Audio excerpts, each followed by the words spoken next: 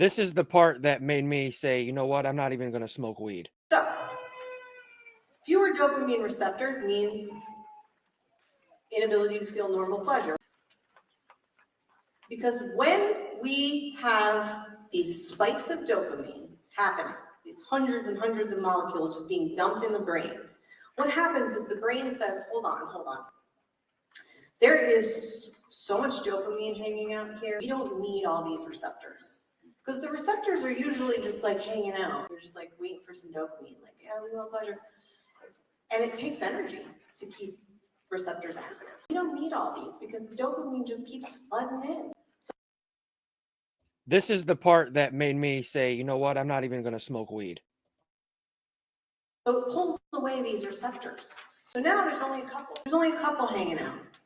But what that means is now more dopamine has to be present in order to activate all the receptors needed to create the sensation of pleasure, right?